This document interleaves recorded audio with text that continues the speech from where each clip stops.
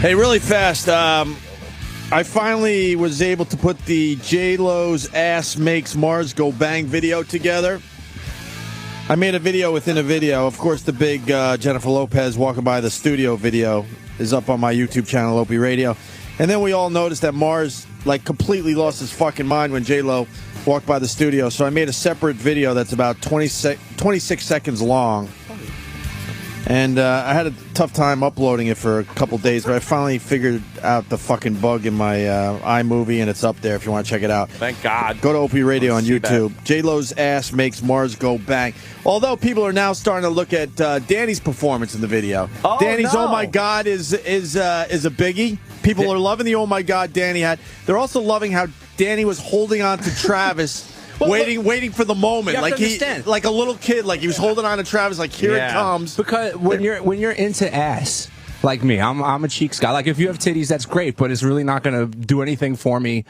Well, I'm not gonna say that, but I'm more about the ass than I am about the titties. I understand, but so when the you reaction see was just a Jennifer terrific. Lopez, Yeah. Who's like, between her and Kim Kardashian, they're like the two, queens of ass cheeks. If Mars didn't go ghetto, you would have been the star of that 26-second video. Because you're, "Oh my God," you're holding on to Travis. It's classic. It's like finding out Santa Claus is real. It's like you see pictures and you're like, I don't know, is it a mess? Does it really look like that? I don't know. And then you see it, and it's amazing. And the other thing I noticed in the latest version of the video is Mars's crotch grab. He had to grab his crotch at the end of the whole thing too. Oh, quickly. Yes. They play music in and out of the news a lot now. Yeah. They just played something, and I heard it this morning. It's called the Hey Football Song from Arena Themes. It's Gary Glitter's song, but they don't put it as Gary Glitter. It's the Hey Football song. Oh, wow. And the artist, it says Arena Themes. Yeah, they're erasing him from history. So he's being just fucking Stalinized out of fucking But history. they know it's the greatest sports anthem of all time, so they can't get rid of the song. Yeah. We have a genius outside. All right, let's get my God. Christ. Sorry. Yeah, we're talking about J-Lo's ass and football. and a kid toucher. That's true. Ray Kurz. I'm sorry, Ray. Ray Kurzweil. Sorry There about he that, is. sir. Do you always travel with that many books? Wow. That's like, you're like very studious. And Barry, the director of Wow, that's great. of this movie Take that a seat right there, that I sir. really liked. That's great. That's Yeah, Anthony. yeah. Hi, I'm Anthony. How are you? You're a genius. Oh my God. This is what I need. The Holy singularity is near. Oh my God! Does it have to be 800 pages? Can't you say it in? 9 Oh yeah, my I'll God! make one, thank Small you. font too. 9 steps for living well forever. This guy Oh can my! write. Oh my God! Wow. I feel like I'm back in high school. Oh my God. Hi, Ray. Nice to meet you, Ray. sir. Pleasure. See, I was sir. actually talking about this recently. Ascend Technologies can optimize the complex logistics of an airport. I was saying that to somebody recently. Yeah. Jimmy. Very smart guy. He smells good too, by the way. Whatever you're wearing, it's very good. Science. Yeah, I know. It's Bunsen burner fluid. I'll lend you some. Well, you've had quite a life. We got to just get right into this. The movie we're talking about, Transcendent Man, right? Yes. And me and Jimmy saw it and saw a little bit of it, but he was very busy last night doing I was some other things. at a modeling party. Oh my God. He the went to a girls were modeling party, amazing Ray. looking. And Yeah. the movie starts off with you on Steve Allen's show. Right, that was 1965. 1965. That's when there was only 3 television stations, the 3 networks. Right. Yeah, very easy to run through the channels back then. And how old were you? We were trying to figure out. 17. You were 17 and you built a I computer. was 17 and looked 12. Yeah. Yeah, you looked a lot younger. So you're 17, you built a computer that could actually create music, right? Right, it was my first pattern recognition project that I would feed in melodies from famous composers. They would figure out the patterns and write original music in the same style. See, that's amazing, especially back then. Yeah. I mean, what kind of background and training did you have to be able to do this? Because most people can't just go to Radio Shack and start soldering. Well, I've always done projects on my own. That's what little I've learned. I've learned from my own projects. I think we should actually do that with kids today. Bring entrepreneurship into junior high school and high school. Oh, absolutely. I mean, look at what college kids have done. A couple of college kids started Facebook 7 years ago today, by the way. or Google. Yeah, yeah. And so we should do that in high schools and junior high schools. So I've been doing my own projects since I was 5. And So you just kind of started taking tinkering? What were you doing at 5, though? well, my parents gave me all these enrichment toys, erector sets, and you just start building real stuff. Had this idea if I put them together in just the right way, you could create magical effects. So, see, that's something. I would just be like, "Oh, look, I made a pulley work." He was with the little motor and the little hook. Well, I used to love erector Anthony sets. used to take things apart to see how they worked. So. Yeah, I was always But Ray was tinkering. Ray was just born a genius. But yeah, I think you're just born a genius. There's a difference between taking things apart and then leaving them there and actually putting them back together again, Yeah. or changing them for the better. I would take things apart and then cry until my parents bought me a new one. And I did some of that. the computer on Steve Allen's show there was quite large, sir. Computers were large Yeah. back then. I mean, when I went to MIT in '65, a computer took up half a building. Wow. So the computer on your belt is 1,000 times more powerful than the computer all of us shared. And back you then. you kind of saw this coming. I had some sense of this exponential growth. In the early 80s, about 30 years ago, I really noticed that and actually collected data and developed this theory that information technology, like computers, like communication devices, biological technologies, grow exponentially in a very predictable manner. Now, how was that known Basically, so early on? They double every year in power for the same cost. How'd you figure that out so early on, though, that this was going to happen? This was kind of a formula. Well, I mean, I had decided at age 5 to be an inventor, and it took me then a couple of decades to realize that the key to being successful was really to get the timing right. Mm-hmm. So Mark Zuckerberg did his thing at just the right time. Larry Page and Sergey Brin developed a search engine at just the right time. So I began to study how technology evolves, and I collected a lot of data. And I actually didn't expect that it would be predictable, because the common wisdom is you can't predict the future. So, but these trends, like the power of a computer per dollar, or bits of memory per dollar, or the number of bits we're moving around on the internet, or the number of bits we move around wirelessly in the air. If you plot these things, they follow very smooth, predictable, exponential trajectories. Well, you've invented a lot of things too. One of the more impressive things was the thing that it's like it takes a photo of a page and it reads it to a blind person. And you go, all right, well, blind people could always read Braille. But Stevie Wonder had a good point. He said that's the first time that blind people have ever been able to read their own private information by themselves. Like, if there's paperwork, how does that work? What you invented? Well, very often technologies that start for the disabled end up helping everyone. The telephone actually was first developed for the deaf as a technology to help the deaf actually see what people are saying, and a little offshoot of that was the telephone. So this technology that I developed in the 70s was actually the first flatbed scanner, which is now ubiquitous, and it was the first character recognition that could recognize any type style. So that's pretty ubiquitous. And it was the first computer that could speak. So speech synthesis, when you have a computer now talking to you, we invented that in the 70s. So we put those together into a machine. You put a page on it, scanned it like it was a Xerox copier, and it would read it out loud. So that's the first time that computer could do that. That was in '76. I just was dying to know about this thing, because it takes a picture of the whole page. How do you know you're holding it properly over the page and not just like kind of snapping half of one page and half of the other? Well, you can feel around, yeah, right? It actually had some intelligence to figure out the format of the page, if there are pictures, columns, if it's cutting off half the column, or if the page is crooked. I think he figured it out, Jim. But I knew there was a method to it, but I just didn't know how it would work, because you're blind, so you can't see where the words start or what's on the page. And the book is called The Singularity is Near. Could you please explain that? You sort of started, but where does this all go? So one key idea that I mentioned is that information technology, like computers, grow in this exponential manner. Exponential means it's doubling every period of time, like every year.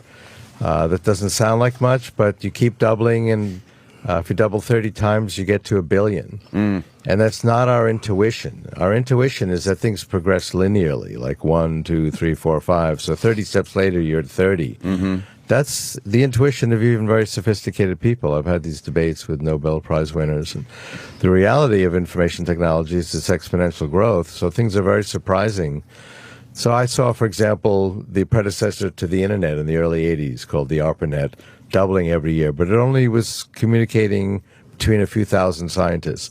So I predicted that in the mid-90s there would be this worldwide network connecting hundreds of millions of people, and people thought that was nuts. But that's the power of exponential growth. If you follow that out, where this is headed, by 2045, we will enhance our own intelligence a billion-fold by merging with intelligent computers that we're creating. That's the singularity. Is the time frame one question somebody had? They said that you're probably right, but they thought you were being a bit optimistic about the time. Do you think that time frame is kind of? I think it's right optimistic? on. First of all, since I've been doing this, these trends have stayed right on course. Some people say, okay, the hardware is growing exponentially, but software is not. But that's not true either. Look at this IBM computer called Watson that's playing Jeopardy and able to actually figure out subtle metaphors and jokes and puns and deal with all the vagaries of human language at the level of the best human players on the planet. That's, if anything, ahead of schedule.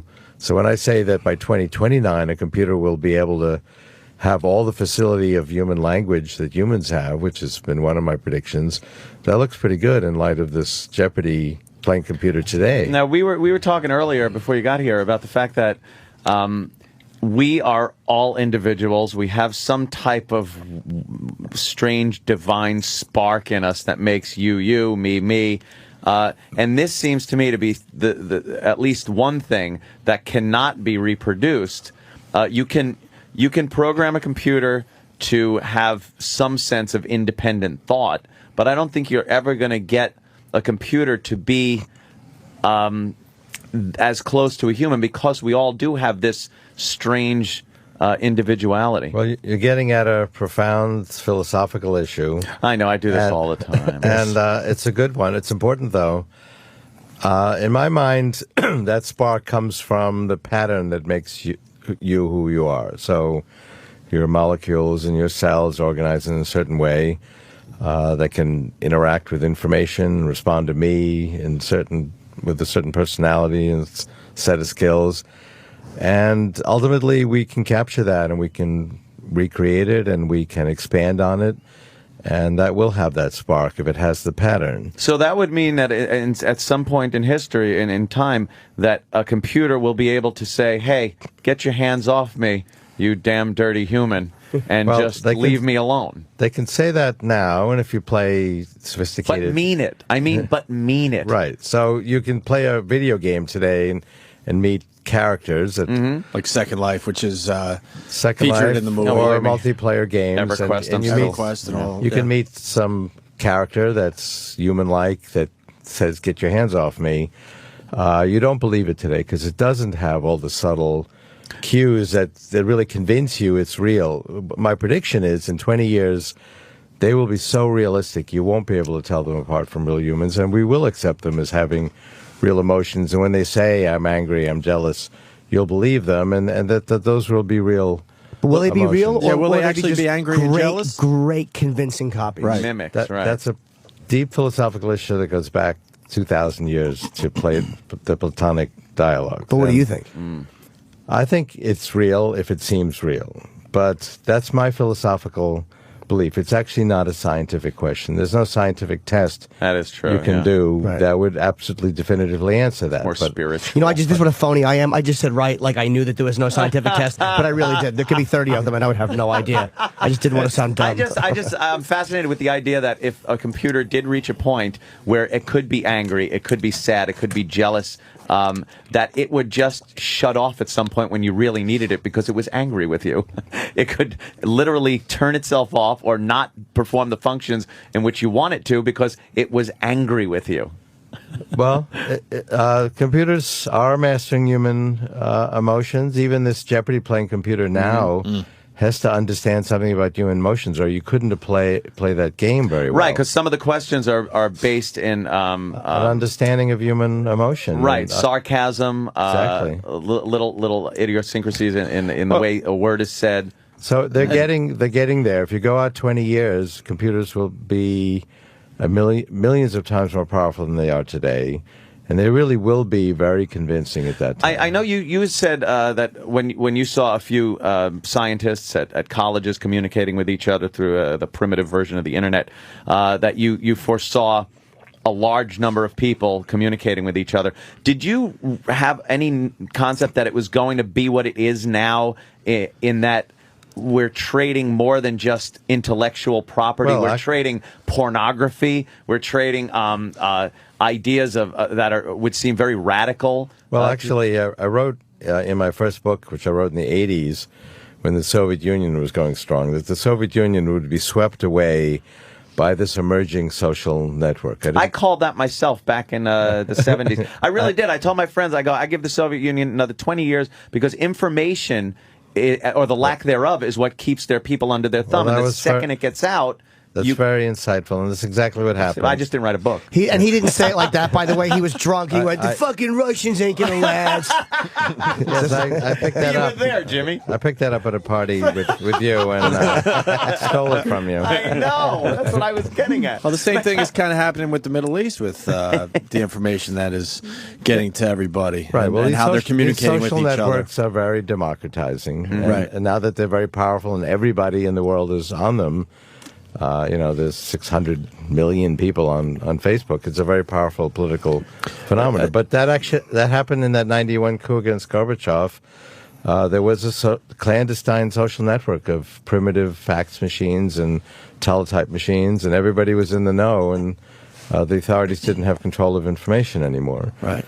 It's also democratizing in terms of being creative. It used to be you had to be a big organization to do a big project, and now you have a couple of kids at Harvard to create Facebook, a couple of kids with $1,000 laptops create Google. Yeah. And do you think China is going to have to go through a phase where they've been very good at keeping their people in the dark, or at least their masses? They have a certain core group that is very good with business and their communist capitalism. They're not in the dark. I mean, there are 200 million blogs in China. But they're very restrictive. The government on what their people can access. Actually, if you read some of those blogs, not that you can master 200 million blogs, but especially in they're very freewheeling. They have to stay away. You don't want to head your post saying my thoughts on Tiananmen Square, right? Or what's wrong with Tibet. There's a few issues you want to stay away from. Otherwise, keep some keywords out of your posts. Otherwise, they're pretty freewheeling. Basically, they're buying off their people with economic growth. Right. But at some point... as long as they can keep up this 10% per year growth, it's kind of keeping the lid on social unrest. Don't you think at some point the impoverished, which I think make up a majority of China, I believe in the bigger cities, you're getting people that are in on the whole business end and capitalism that's running rampant over there. And those bigger cities are attracting people from the rural areas. I think China will move towards democracy. It's hard to predict exactly what the course will be, but I think it's irresistible once you have this communication out there. The communication is there. It's very pervasive, and the people know what's going on, and it will lead inevitably to some kind of democratization. You were saying something about, and I've always thought this too, they were going to put like chips, like what's that, in people and stuff, and we would eventually integrate with computers. But then you said something I didn't agree with at the end. You said eventually that you think, like I do believe in the cell-sized, just to check for astronauts, when they're traveling, when you're 3 years away from a doctor, you have to have something that will check inside you, constantly checking you. Right. But then you said something about the trees and rocks. And will there ever really be a time where we have these inanimate objects, trees maybe for photosynthesis or whatever, but rocks, will there be a need for them to have any computerization? Because you said that. I didn't agree with that point. Well, the point is that we're going to turn matter and energy into intelligent computers. I mean, that's actually the natural resource we need to expand our intelligence, is to turn more and more material into intelligent computation. So a rock actually has an enormous amount of computation. There's all these molecules bouncing against each other, and there's a tremendous amount of computation going on in a rock, but it's disorganized and useless today. We will reorganize it into being a useful computer. How about in Egypt, Jimmy? How about a rock that can go around a corner? Huh? They could use that? right? Or Technology Iran and develops. Iraq. Hey, I want to get back to the movie Transcendent Man, and you were talking about computers and becoming more human-like, and one of the subjects in the movie was bringing your dad back. You lost your dad when he was 58 years old, and you're convinced that in the future you could actually bring him back, so to speak. Well, first of all, we will be able to create artificial intelligences that have the personality of people, and even specific people, based on the information we have about them. So we could create an artificial person, let's say in some artificial environment like Second Life. But unlike Second Life today, it's kind of cartoon-like. It'll be very realistic, and this person will be very realistic and would have the personality of my father, based on what we know about him. So what do we know about him? Well, I have all of his letters, I have all of his music, I have movies and pictures. These future AIs can go inside my brain and extract my memories. We can get his DNA from his gravesite. That's not definitive, but that's a piece of information. And you take all that information and create a person that's consistent with that. Now, is that my father? You can certainly argue that it's not. Mm-hmm. But it actually would be more similar to my father than my father would be if he were alive And today. would it grow and learn and become what your father would have been had he another 10 years? Would he have? Would this? You'd be creating a intelligence- person, like my father, and like any other person, would then, from that point on, grow and evolve and interact with their environment and learn things. And So it wouldn't just be a stagnant at that age, and that's what Exactly. you'd have to deal with. It would actually learn. Do you think memories can be extracted though? Because we don't know exactly how they're.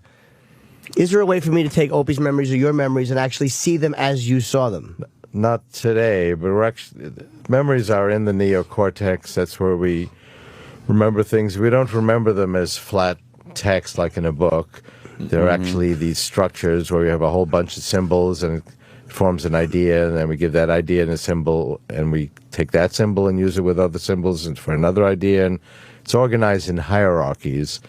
That's done in the neocortex, and we actually have a pretty good idea how that works, and there are simulations of portions of the neocortex. Again, this IBM Watson machine is actually based on loosely a functional simulation of the neocortex. It's organizing information in a similar way. So we don't know everything about it. We don't know enough to actually go inside someone's brain now and pull out memories, but we're understanding those principles. I think we will be able to do that in a few decades. I would like because it's always fascinated me that you can form a picture in your mind. That to me has always been fascinating, that you can shut your eyes or open them, whatever you want, but actually see something in your head. If you think of a tiger, you see it, not through your eyes, but you visually see it. But you're actually imagining it fresh. If you try to think of a friend, you don't actually have a picture in your mind. You have little clues and features of that person, and then if you try to think about them, your mind will actually fantasize that person's face from the information you remember about them. We don't actually remember things in the detail that we think we do. We have, and we can't access our memories unless they're triggered by something else. But I would like to be able to tap into that and someday almost print it out or put it to some type of video where you could see what you're thinking and pictures and It'd be like a combination of Barfly and Lolita. We have all kinds of things in our brains that we don't even know are there, and we can't access easily unless something triggers them. And there's nothing in our brains that requires all the ideas to be consistent with each other. So people have all these ideas that are actually inconsistent, and there's nothing that in our brains, unless we do critical thinking, that will make sure that there's consistency. Another thing from the movie that was really fascinating was mortality. Like, you want to live forever, sir. Oh, who wouldn't? Well, but I think most of us... I'd like that decision in my own hands. Well, he said he doesn't accept. You said like we have to accept that. You don't accept that. You don't want to accept that we all have to die. Like we all learned very early on. Well, we only have so much time, and we're going to die. But you don't want to accept that, and you think in the future that there's a possibility we don't have to accept that. I mean, and you're hoping it happens before your time is up. Our philosophies are to celebrate death. It's giving life meaning. It makes time short. But actually, if you consider our visceral reaction to someone dying, it's that it's a great tragedy, and I think that's the right reaction. It's a tremendous loss of knowledge and skill and relationships and love and creativity. That's what's there. And the reality is, whenever we're given the opportunity to extend human life, we do. Right. And that's not a new story. Human life expectancy was 20 1,000 years ago. It was 37 in 1800. Every time there's some advance, there's no controversy. Should we use this new advance for cancer? The only question is, does it really work? And my thesis is that these advances are going to come faster and faster because of this exponential growth. And now that health and medicine is itself an information technology, which it didn't used to be, this is going to go into high gear. And people can wax philosophically all day long that, death is noble and gives meaning to life, and life would be meaningless without it. The reality is, as these advances come faster and faster, we're going to adopt them without controversy. Right, with physics, and I know very little about physics, obviously. No, nothing. But I mean, I know the word string theory, and I drop it at parties all the time. Does that work? Tremendously well if you want to be alone. Yeah, you want the dip to yourself. Say string theory, chicks will clear. But you're going to the wrong party. Is that when you think of physics and breaking things down, is string theory accurate at all? Or are you not that familiar with it? Because I know very little about it, other than there's actually dozens of different string theories. Sure, yeah. It seems to be the reality seems to be indeterminate at that level, and there are different theories that fit the evidence we have. My thesis doesn't require any assumptions about string theory. It's just based on well-established knowledge about molecules and atoms and how we can compute with molecules, which we're doing already, and just following the kind of progression we see. I mean, you just buy an iPhone today, it's twice as good for half the money as the one 2 years ago. That's a quadrupling of price performance. And that's because we're making parts smaller and smaller, and it's a very predictable phenomenon. So you don't need to get into these vagaries of physics to appreciate that. But I want to go back to the life expectancy, something that we could grasp. Like, how is that going to grow?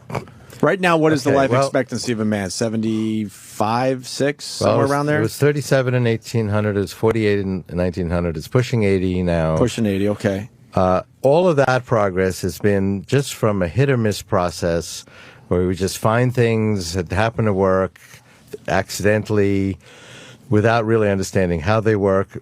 Health and medicine is now different. It has now become an information process. We're actually understanding the software of life, which are our genes, and it's not a metaphor to say that those are software programs.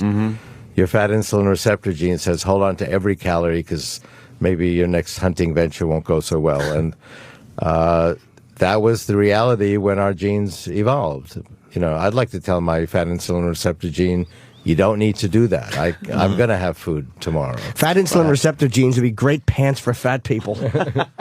So thanks. Jesus, Jim. I'm sorry. We tried that in animals. We turned that gene off. These animals ate a lot and remained slim. That will be a drug sometime over the next decade. They call that. I think it'll be pretty popular. That's just one of the genes we'd like to change. In 10 years, what will the life expectancy be? 1,000. Optimistic. And is there a limit to the actual human body where it just there's no way it could continue? I think we'll see real advances between 10 and 20 years from now when these things really get into high gear. Exponentials start out slowly, and then when they get to kind of extreme part of the curve, they start developing very quickly. So I think we're going to be adding, in about 15 years from now, we'll be adding more than a year every year to your remaining life expectancy. So it'll start stretching out in front of you. It's not a guarantee of immortality, but it will change to the metaphor of the sands of time running out. Here's something I got to ask you. You've studied life and a lot of stuff since you were very young. Have you enjoyed life? Do you go out? Have you crashed a car? Have you had a few too many to drink? Have you loved? Have you sacrificed your own personal life to study life? Well, actually, I mean, I retired when I was 5, and decided I would do what I Great wanted. 4 years. Yeah, I struggled with those first 4 years, but so I've been having a good time. I mean, I love to invent with ideas, and actually majored at MIT not only in computer science but creative writing. So I've done a fair amount. Gone a little crazy, and have you just kind of, Have you read what I've written? off the rails every so often? Maybe partied a little too much, or woke up with somebody that you didn't quite know as you should have. I went to a party once. Yeah. Do you remember at MIT when Wow. they built a computer to play Bobby Fischer You predicted that. in chess? You predicted the computer beating Kasparov. Well, Kasparov Yeah. beat him in Right. in '96, I want to say. Right. 97. Deep Blue 97. defeated. Oh yeah, he beat it in Kasparov. '96, right? And I wrote it, and I predicted that in my first book, which I wrote in the '80s. And I also predicted that when that would happen, that we would then downgrade chess and say, well, chess isn't that big a deal after all. Yeah, right. Do you play? I was going to ask you that because you have that kind of mind. I think chess is too violent a game. It offends me. Yeah. Oh really? Jeez. Hey, how are we going to Especially when interface? the rook is on the queen and he won't get off. Yeah, I hear you. How are we going to interface with computers, and when will that happen? Will we actually have stuff in our brain attached to the side? How does that kind Yeah, of? the keyboard Well, mouse is getting a little old. Yeah, Conception in Matrix, where there's this plug in the back of your head, is kind of ridiculous. Yeah, for so- now. Could get anyway. infected, I think. Smell. There'll be little robots the size of blood cells that'll travel in your bloodstream, which sends them everywhere in the body.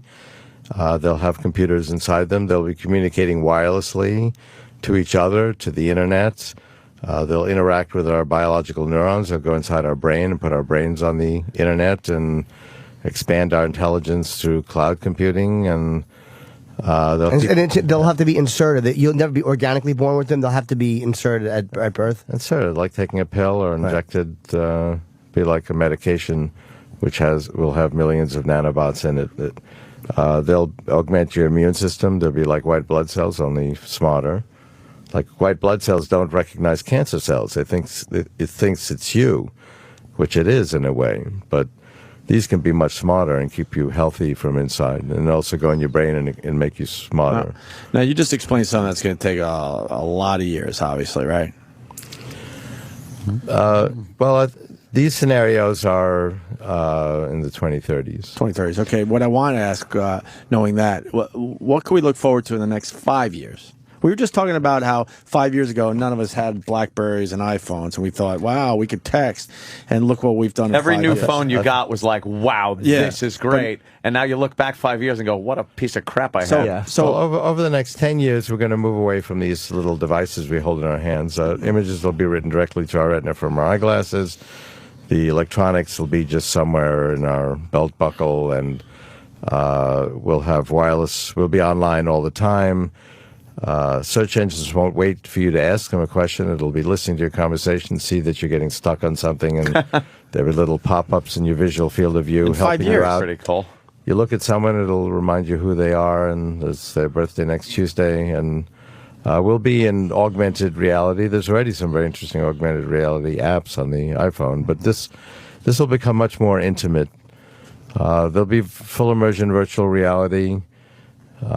People will interact physically and sensually from far apart. We can be someone else in a virtual reality Do you see environment. anything detrimental as far as, because people even say now with texting and Twitter that we're not communicating with each other, not as personal with each other face to face. Do you see anything detrimental in that? I think it's pretty personal. If you've spent any time on Facebook, and we just have other ways to communicate, but it's I mean, if you're meeting somebody and it's putting their name and birthday and everything, doesn't that kind of take it off of you to remember those things? And isn't that part of us that we should have to remember who someone is if we care about them and when their birthday is? And it kind of takes the burden off of us. That might have an They effect were on. talking about that when I was in high school about we don't have to do arithmetic anymore, and kids aren't going to learn how to do long division because of all these calculators.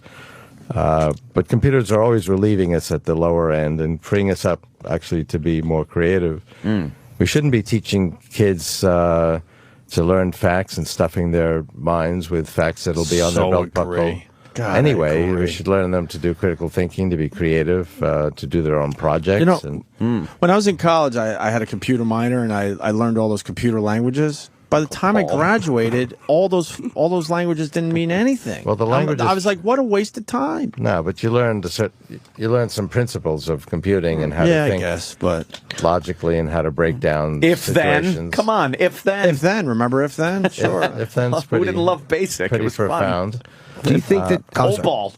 Come on. Cobalt, Jesus. Who didn't love Turtle that? Pascal. It was fun. with exponential growth, how many years will it take before AT&T is actually a viable phone service?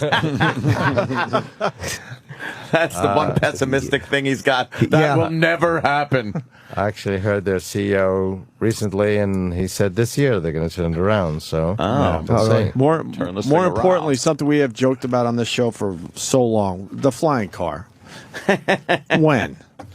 We all thought growing up that we would see a flying car. That's going to take nanotechnology and sort of micro wings, and so that's 2030s. But we already have driverless cars.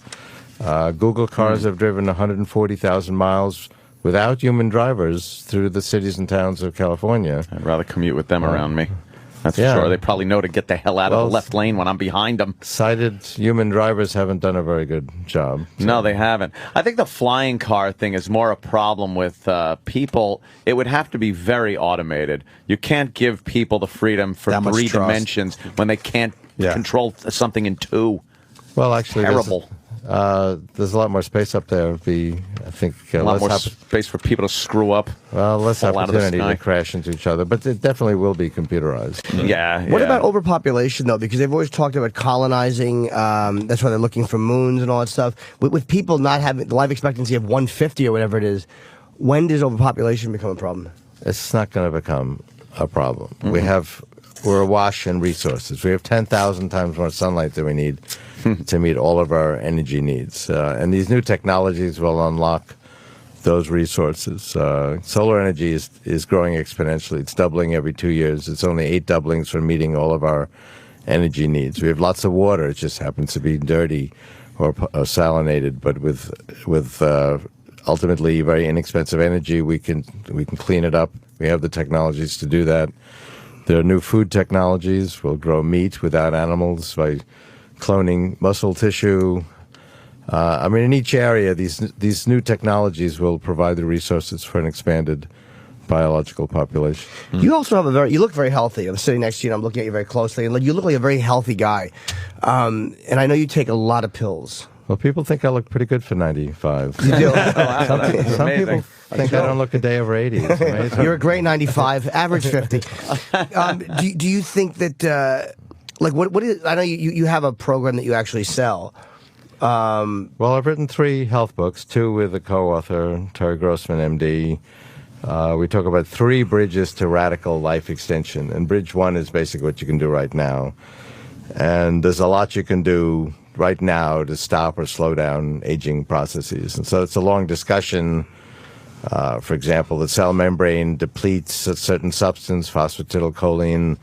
That's why the skin in an elderly person becomes rigid and wrinkled, and you can reverse that by supplementing with that substance. So that's an easy one. More difficult one is your arteries get clogged up with plaque. That causes heart attacks, but it also causes impotence in men and people, claudication of your limbs, and you can reverse that. It's a little more complicated, but we actually have the knowledge to do that with the right program.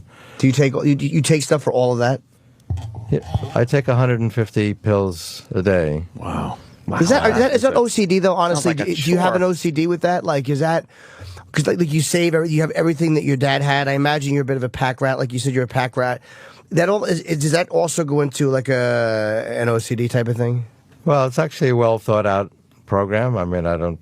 Eventually, I won't have to take these pills. We'll have a few pills that can do what we have to work very hard to do now. But today, these programs are not trivial.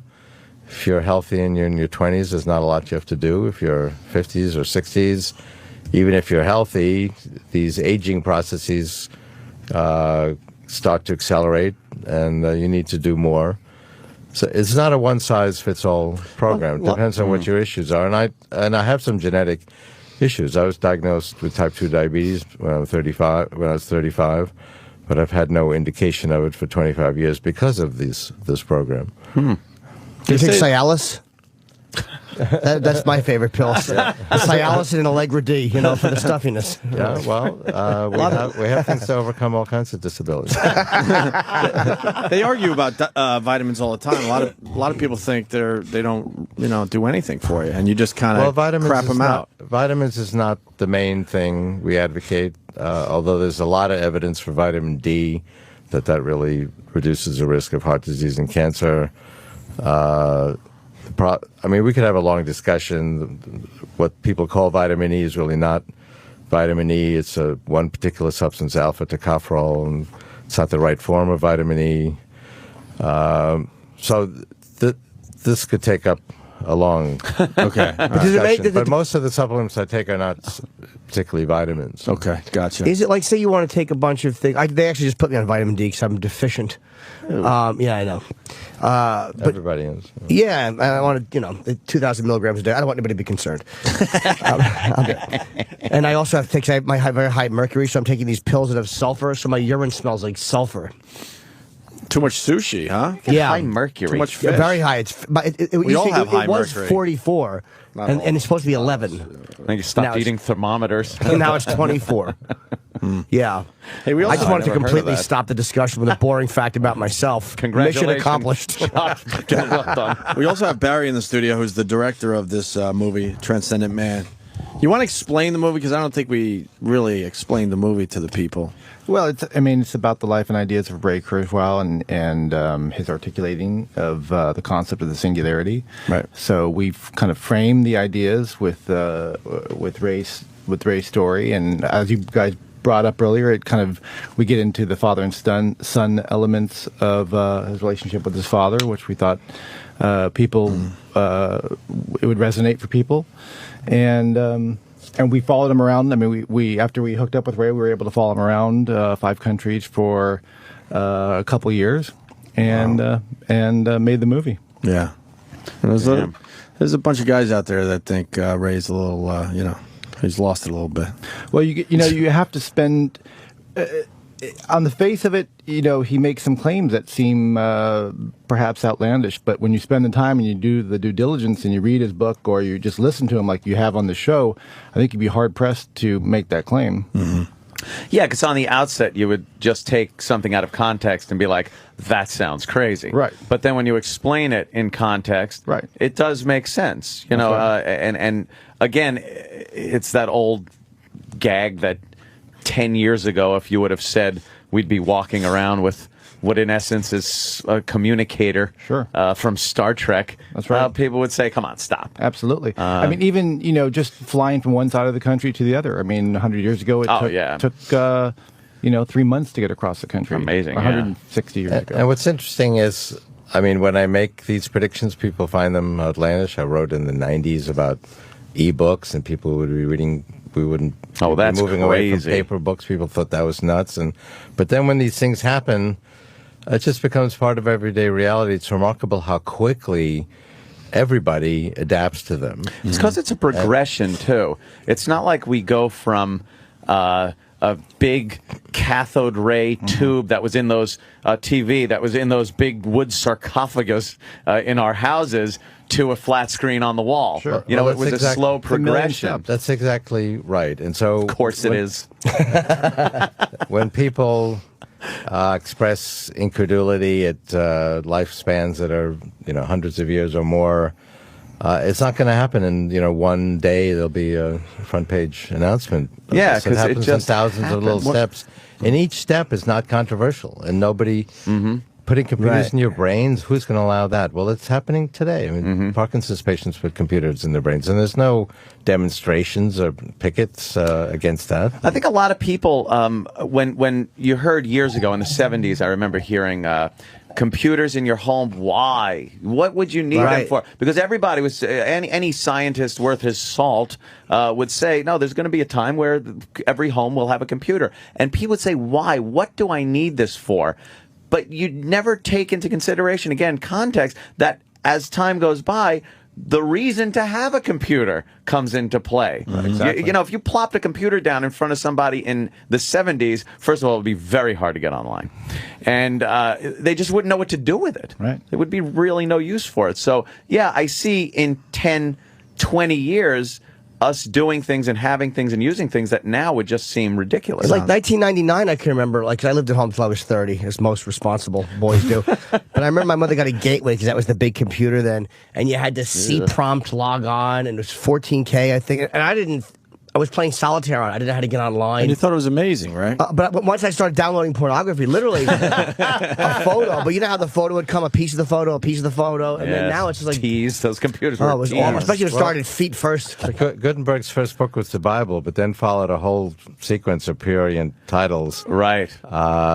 So pornography has been a big actual promoter of every media technology. Isn't that amazing? It's just, and we really try to repress that.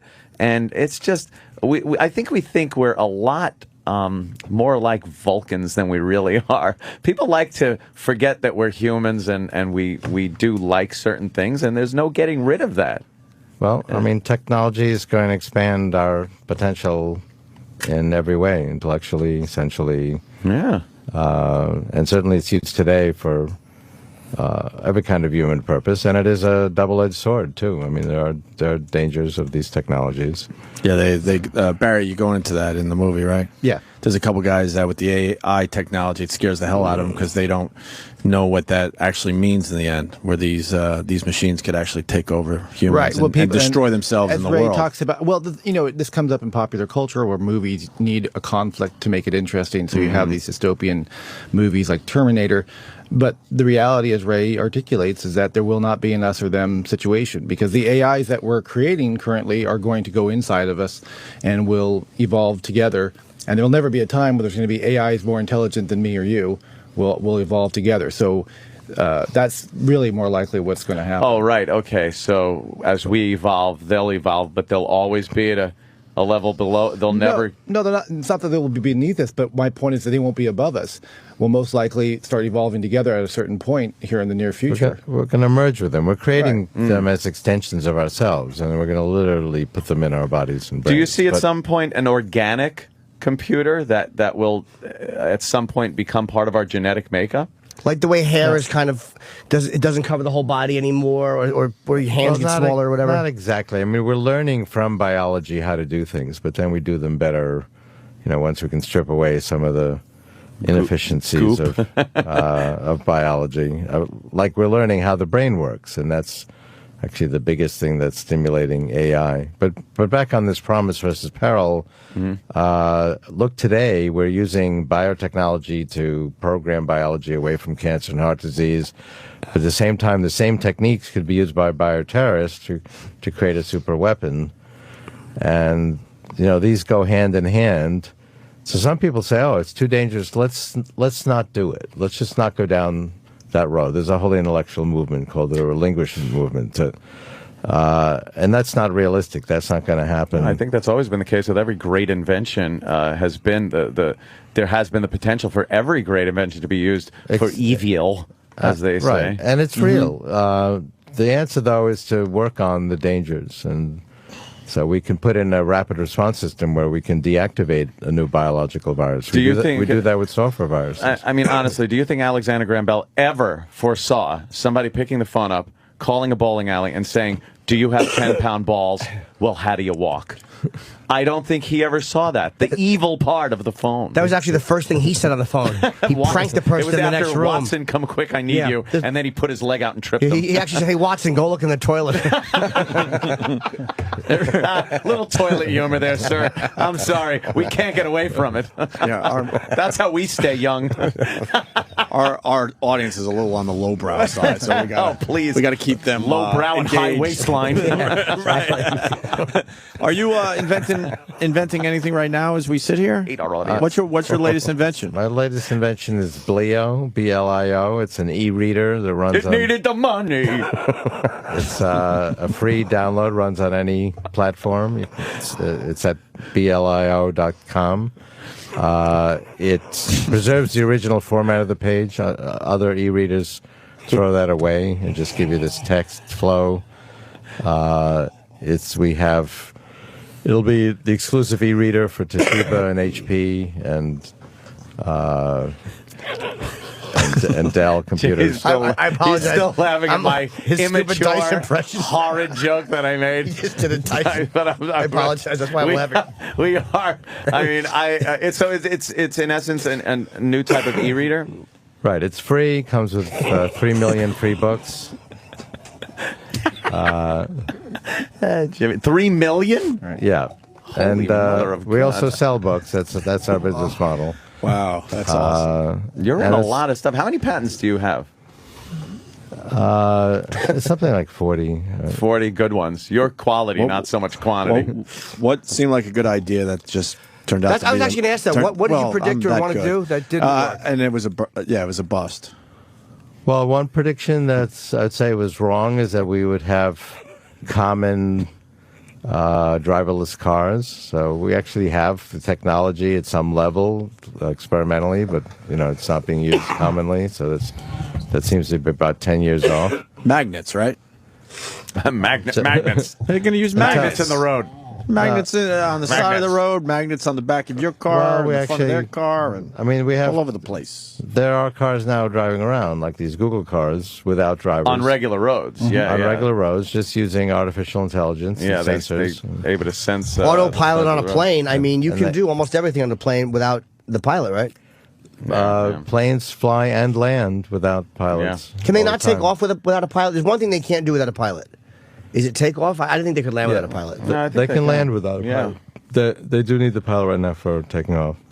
And the pilot's there to make sure no shenanigans happen. But with But they're not as good as they were. ILS and autopilot, yeah. Remember we watched that? There was a Brings you right special in. on the crash of going from Brazil to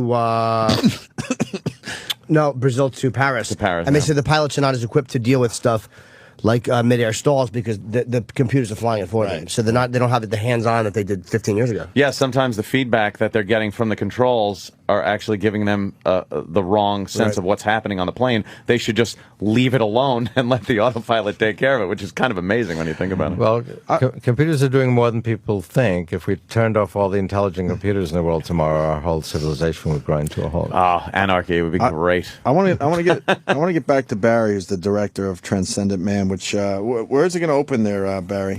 Well, we had our premiere last night at the Time Life building. It was a launch of a worldwide tour. That's where all those hot groupies why they were That's hanging right. out outside. The movement has its own followers. Yeah. But we'll be in San Jose on the 13th. We'll be in LA at the Lumley Royale on the 16th and 17th. And then we'll come back to DC, Boston, and London. And we're adding dates and cities. And Really it's sold out interesting. too, right? It was sold yeah. out in It's selling out. And Barry, as a film, I'm getting somewhere here. Barry, as a film director, you got your start very early.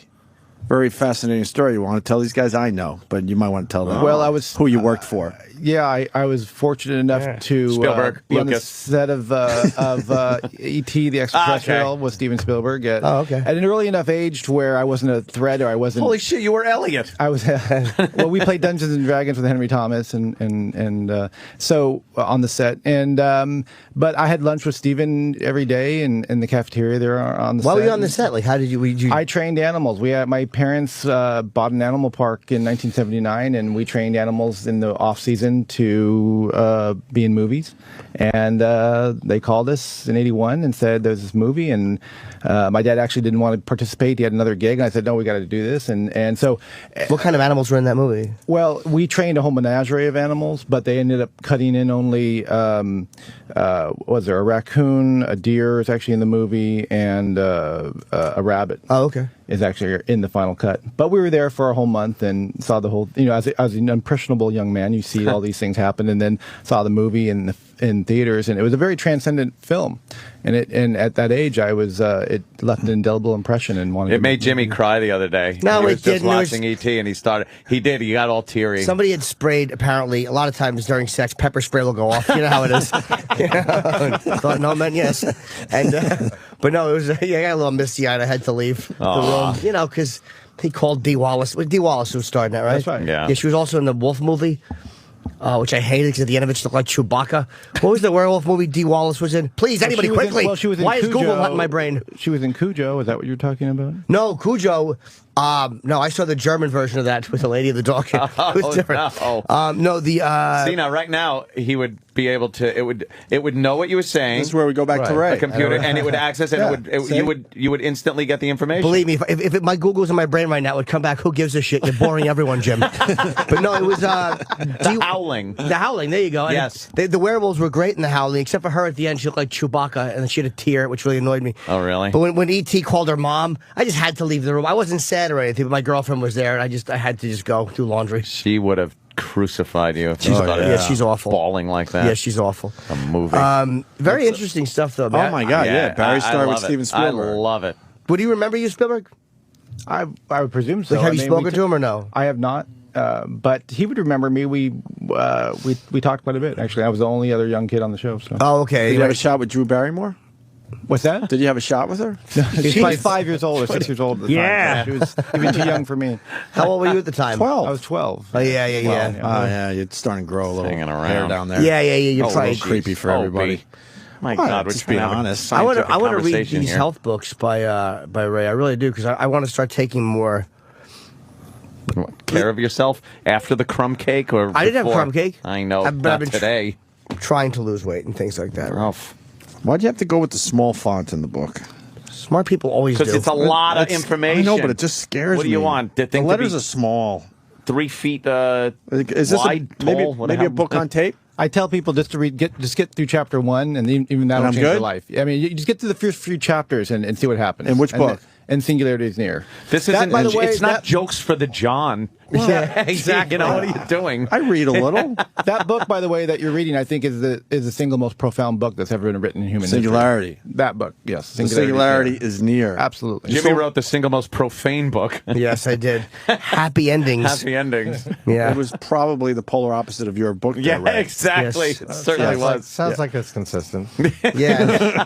It was what it sounds like. Every yin needs a yang. Hey, That's exactly what it is. Yeah. One other thing before we wrap up, we're on Sirius satellite radio, Sirius XM, and you had a hand in this whole thing. I'm hearing, or you knew the creator. Gee, or thanks. I'm actually have a Was you a close relationship with the founder of Sirius Radio, Martine Rothblatt. Right. She was a pioneer in telecommunications and founded Sirius, among other things. She now runs a very successful biotechnology company that I'm on the board of, United Therapeutics. Oh, how's it looking in the stock? Good. Why don't you give me some insider info? What do you got? What do you got? Looks great. I was gonna buy some Pfizer the other day, and I didn't, and it went up like $1.50. Oh, I'm boy. really pissed. Give us a stock there, And then I Ray. sold my Yeah. goddamn. I sold my Nvidia stock, and it went up like another $1. That was the cover of marker, wasn't it? No, I actually no, it bought Sirius wasn't. stock at 15 cents. Not that you care about my stock, but it's now $1.78. I And know. I have 2 shares. You know what happened? 2 whole shares. Thank you, I think Sam. it was Barron's came out and said they're looking for a $3 target price on this company. That's what I always thought. Mel and I talked, and No, he you goes, didn't. look, it's going to go up. Shut it. All right. Before we wrap up, can we tell people how they can access the movie? Or? Oh, yeah. No. Oh, of course you can. I mean, you can go to transcendentman.com to see the dates, and the film will be available on iTunes March 1st and on DVD May 24th. It's very, very good. Very interesting. You're I very like it. interesting guy. I like the movie, Ray. How many presidents have you met? Because there's footage of Ray with, there's photos with, Edward Kennedy, and there's photos with, I think, Clinton and Obama. There's a lot of like presidents Reagan. and celebrities. Reagan. William Reagan. Shatner. The first president Stevie I met Wonder? was Johnson. That's actually when I did this music composing computer in high school and won a science contest and got to meet the president. Johnson wanted to know how you could drop the piano on North Vietnam. That's all he cared about. He talked about peace in our time. So. Yes, peace in our time. Exactly. Was he a nice We're man? still working on it. He is a nice man. He seemed a little sad. Really? He got a little kooky after he was in office, right? Yeah, when he got out, didn't he grow his hair real long and stuff? And kind of. That's what I heard. Yeah, he got a little. Being president back then, forget about it. You think now is crazy. Right. Jeez, Yeah. that must have been nuts. What about Reagan? Was he a sincere, kind of nice, all-around He's guy? a great communicator. He's great with crowds. Ray thought he was an ass. He was a little distant personally and personally. Really? Where do you lie politically? Are you I'm liberal socially. I'm conservative economically.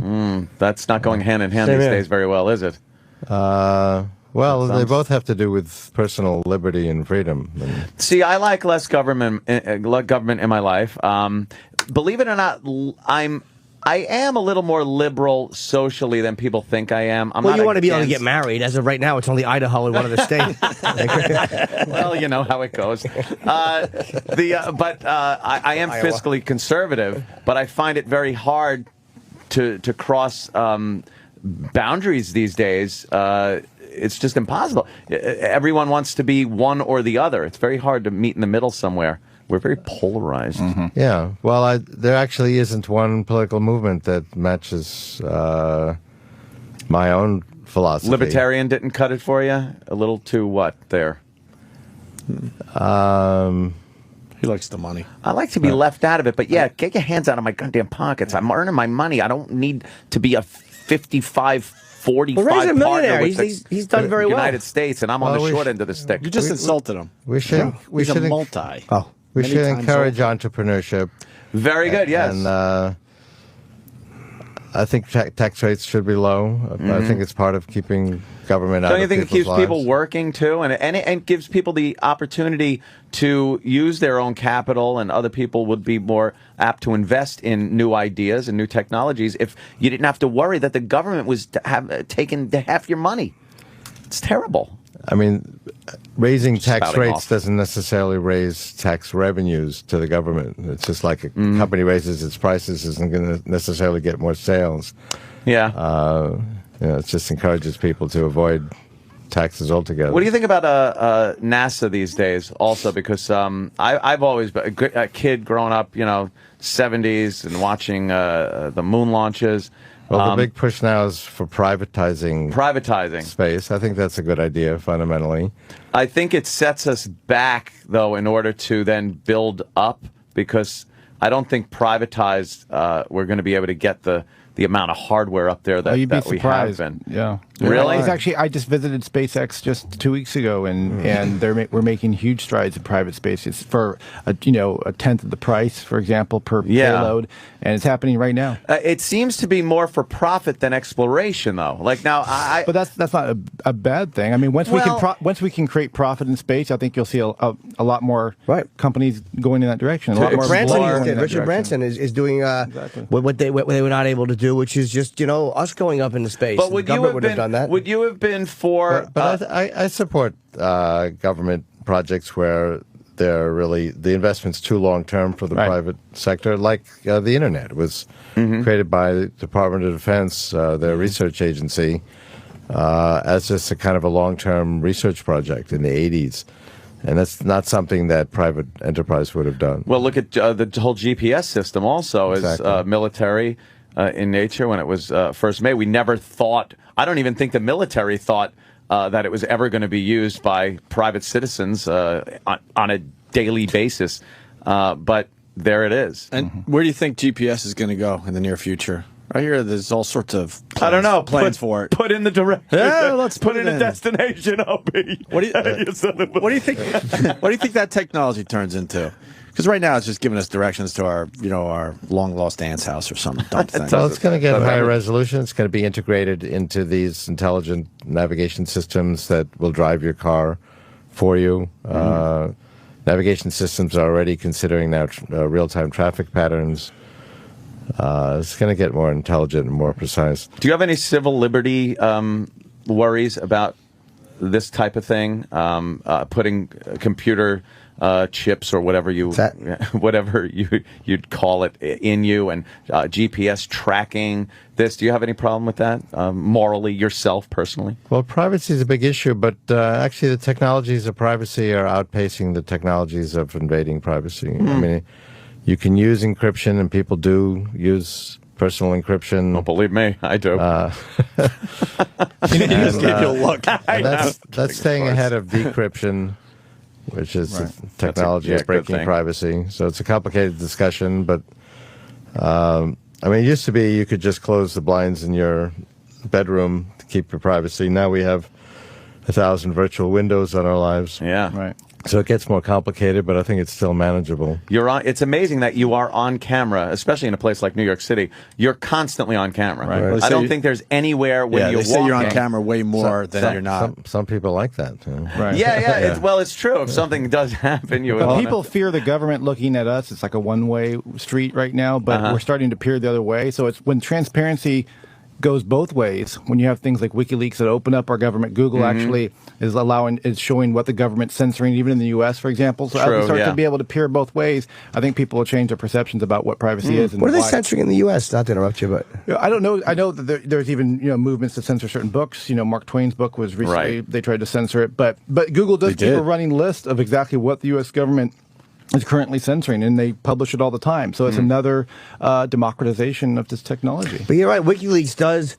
And that, I mean, there's been a few things I kind of wish they didn't release, just names of people who might be killed. But I mean, overall, have they really released anything that was terribly detrimental? It's really embarrassing. That's, I think, the Right. primary reason that the government got upset. It's more embarrassing than anything else. Well, But you can't put it's that genie back in the bottle, by the way. There's so much material out there that it's kind of a delayed effect. I mean, Tunisia was a delayed effect of WikiLeaks, and Was it really? Why is that? And now, well, because it showed the corruption of the leaders. Oh, okay. And then revolt was organized on Facebook, and then that idea inspired a couple of 25-year-olds to start the Egyptian revolution. Yeah, it really is amazing. Well, I didn't realize that Tunisia there was a lot of corruption leaked. I didn't know that. Yeah, people find out that their government is a little, Right. like we all do. What do you think he's holding in that 256-bit encryption download that he's allowed everybody to take a hold of? And, he's going to dole Yeah. out the key. He's got the doomsday key there just in case. All right. You guys saw the 60 Minutes the other day on? I did, yeah. Yeah, it was quite fascinating. What was it about? Sure was. Assange? Yeah. Yeah. What did it say? Hope you didn't see it. I saw it. I really did. Well, I think it just revealed him as a very moderate individual, a very intelligent, sophisticated Way person. smarter than I thought. Yes, very smart. Yeah. Not just a Budinsky. Nah, there was highly intelligent. I wonder what's in that individual stupid there. file, though. Watch it be really nothing big, like dirty cartoons. It's, somebody drawing with Mac Paint or Windows Listen. Paint. Ray's got to get the hell out of here. We Yes. just got the hook. All right. My God. Ray Kurzweil. Talked to him for friggin' hours. Transcendent Man is the name of the documentary. Once again, Barry, who's the director, how do we see this damn You can thing? go to transcendentman.com and it'll show the dates that the film's playing. There's information on how the film you can watch the film on iTunes. It'll be available on other portals like Netflix and DVD in May 24th, and it'll be touring the country. So, but you can go to transcendentman.com for more information. Okay, very good. And Ray, thank you, man. Yes. My pleasure. I Enjoyed hope you it. enjoy this. It's not like the other interviews you do, I'm sure, but Well, It was we great. like to have a little invite fun. me back. all right, Yes. we'll have Ray back. We gotta Next- bring Ray back. We have chicks in studio. Oh, my We God. don't want you to think we're a bunch of bores. Next, next great invention. Come on in and plug it. Yeah. We'll do. At least Thank give us a stock tip. No, Yeah. don't say a word. Something. Give us I'm something. Not, the SCEC is not going to get on my Just ass. write down I'm three. legit. Write down 3 letters right now. Yeah. Just 3. Exactly. 3 Ray letters. Gecko. Yeah, exactly. All right, man. Thank you. We're gonna start our weekend. You got some, Jimmy? Just quick plug. February 11th, Club Madrid in Vegas. And let me just plug the Wellmont Theater, Montclair, March 5th. And Wilbur Theater in Boston, March 18th. Ray's going to be there. Yes, and Ray will also be working with me. He does a very filthy 25 minutes in front of me. Thursday through Saturday, March 10th through 12th, San Francisco, Cobb's Comedy Club. Very good. I think Ray's trying not to laugh because he's got, Ray's been- he's been- he's got a reputation, but it comes out a little bit. Ray's been sitting Ray's here got a naughty kinda side. chuckling, going, He's not going to tell us about it. You lower life forms are funny for me to look at. He's laughing at us the way we laugh when a cat has like a sock on its face. Exactly.